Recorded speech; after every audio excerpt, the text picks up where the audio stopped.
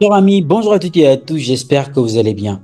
Dans un marché où la liquidité est la chose la plus importante, en tant qu'intervenant, qu'il s'agisse du trading ou encore du holding, il est important de connaître où se trouve la vraie liquidité. Parce que le prix ira toujours vers cette vraie liquidité-là. Aujourd'hui, on va potentiellement parler du marché crypto, on va parler du Bitcoin et on va surtout parler de l'importance, comme disais-je tantôt, de l'identification de la bonne liquidité. En effet, le 6 février 2025, à presque 11 heures, soit 10h52, dans l'oracle les VIP, donc dans mon canal privé, Premium, j'ai expliqué que le prix évoluait dans une fourchette assez intéressante. Celle relative à 89 000 dollars jusqu'aux 109 000 dollars, comme illustré ici dans les écrits.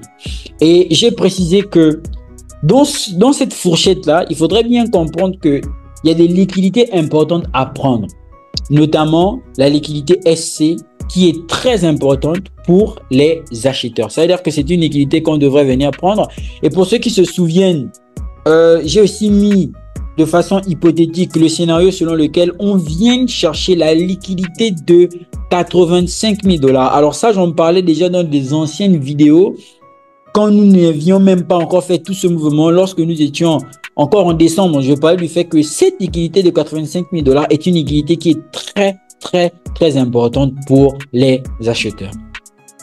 Dans ce genre de situation ou encore après avoir pris connaissance de ces différentes informations, il est donc important de se préparer en conséquence. Ça veut dire que si le marché, si le prix doit venir prendre, si on doit venir prendre cette liquidité de 85 000 dollars, il est important de réaliser que ça va entraîner le fait que nous quittions de précisément 102 000 dollars à 85 000 dollars, en l'occurrence un mouvement vendeur.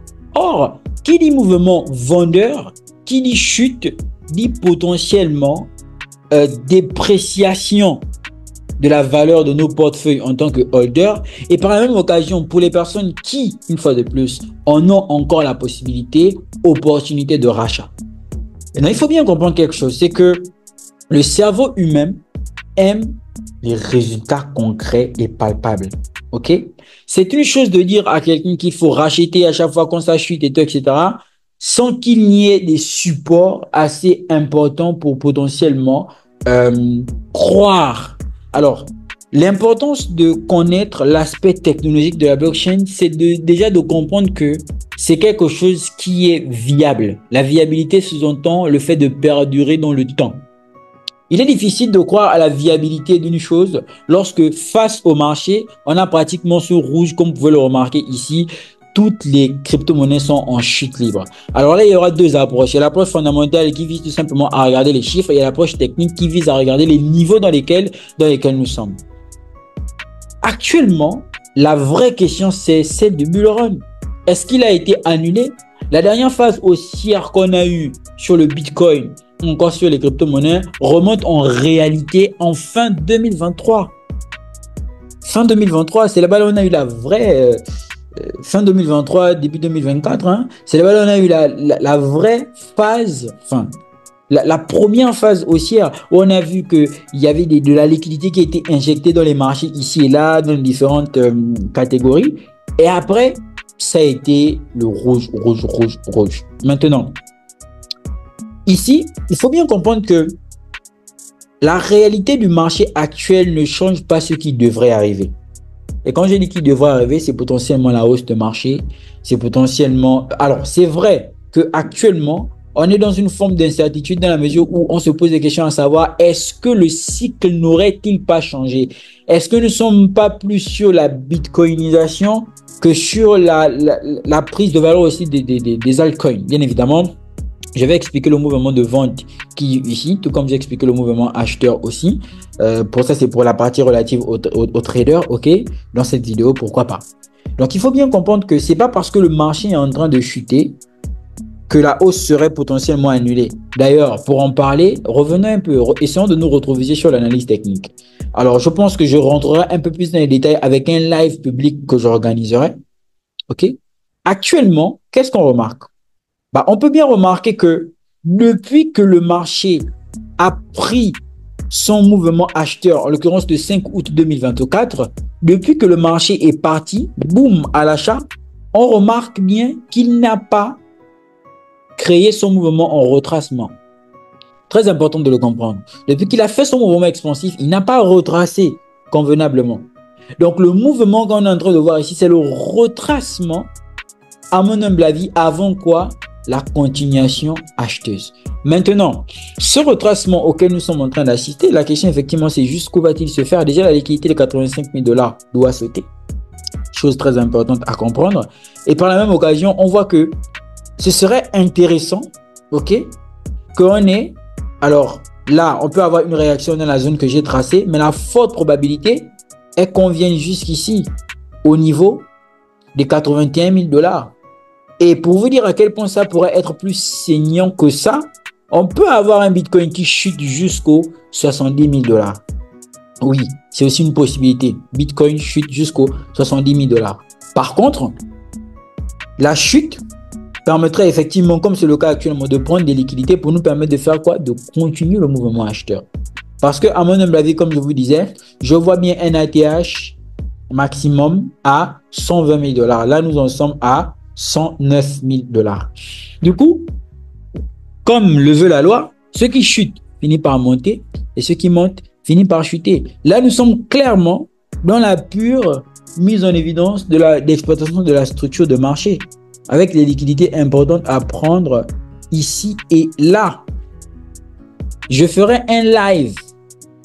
De façon globale qui revient de façon un peu plus détaillée sur la situation de marché, bien évidemment, la semaine prochaine, en l'occurrence la semaine qui arrive.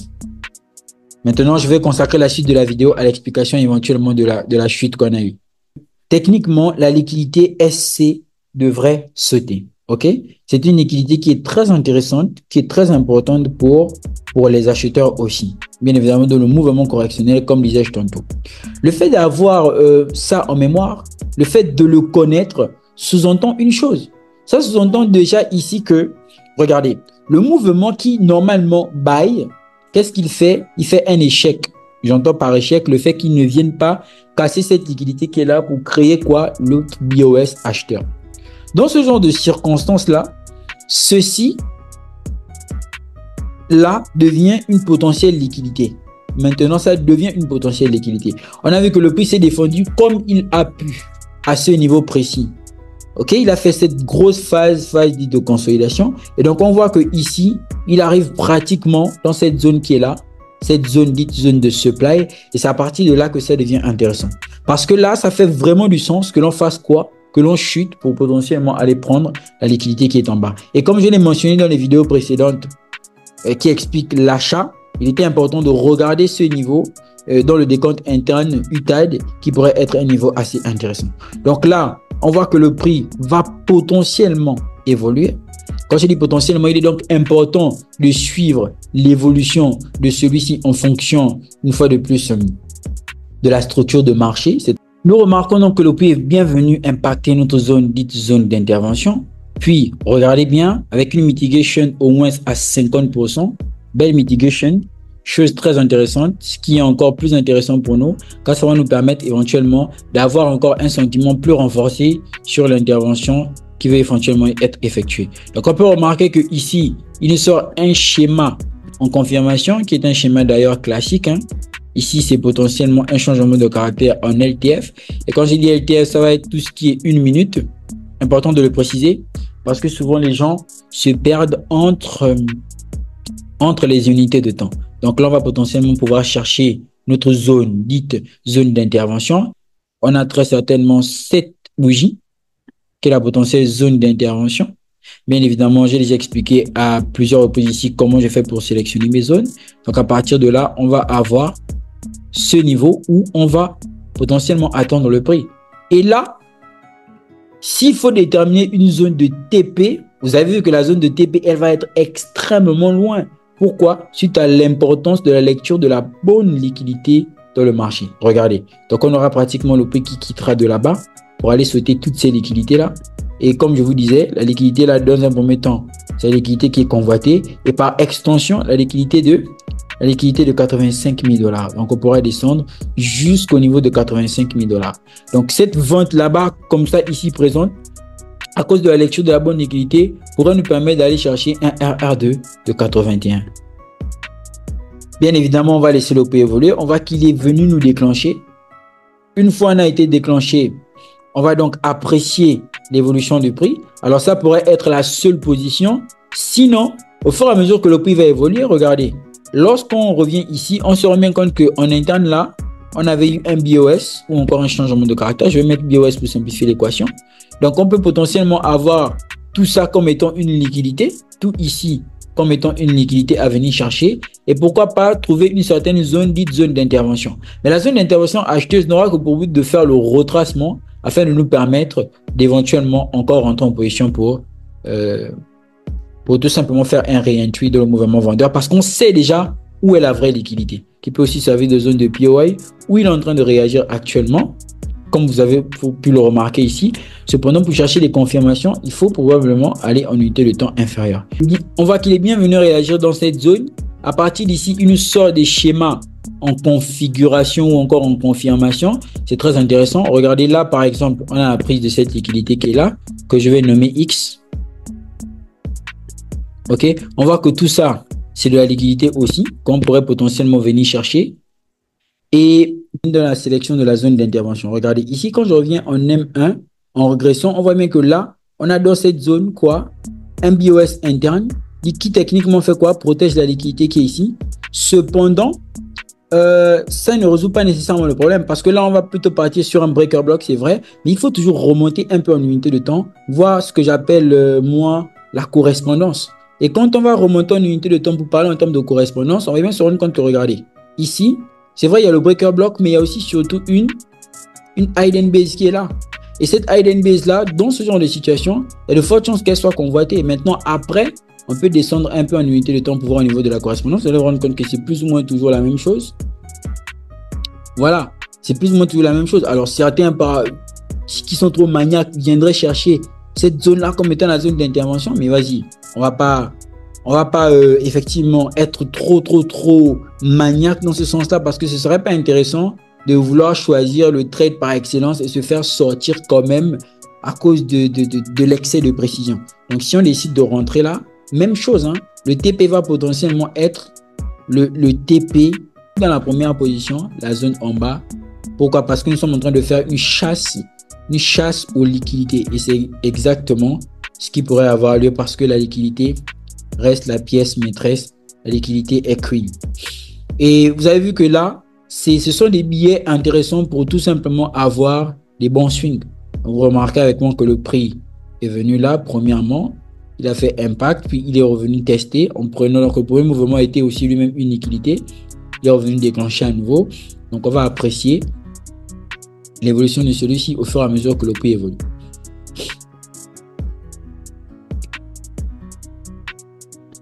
Alors, la bonne entrée aussi, elle est très importante parce qu'elle vous permet tout simplement, en cas de retracement, de ne pas vous sentir exposé. Après, je pense qu'il y avait encore la possibilité de faire beaucoup d'autres entrées, mais il faut éviter de s'exposer. Enfin, c'est en fonction de votre money management aussi. Il y a des expositions qui ne sont pas nécessairement intéressantes et importantes. Donc, on voit que le prix est venu réagir dans cette zone qui est ici précise. Il a retracé tout ça. Et là, on va apprécier le mouvement. Et vous avez vu qu'après, il est en train de couler tranquillement. Il est en train de couler. Il coule. Et vous avez vu que là, encore une fois de plus, on est parti sur des schémas simples. Quand j'ai dit schémas simples, ce sont potentiellement des schémas en identification de zone, confirmation et potentiellement se jeter à l'eau. J'appelle toujours se jeter à l'eau, intervenir dans le marché. Donc là, le TP de ceci, c'est un RR de 300. Le TP d'ici, c'est un RR de 81. C'est toujours un réel plaisir. N'oubliez pas de liker, commenter, partager, vous abonner. C'était l'Oracle. On se dit à très bientôt. Vous avez la possibilité de rejoindre la communauté en cliquant dans le lien en barre de description. Vous avez la possibilité de me suivre aussi sur mes différents réseaux sociaux, Instagram, TikTok. C'est toujours un réel plaisir. Allez, peace out.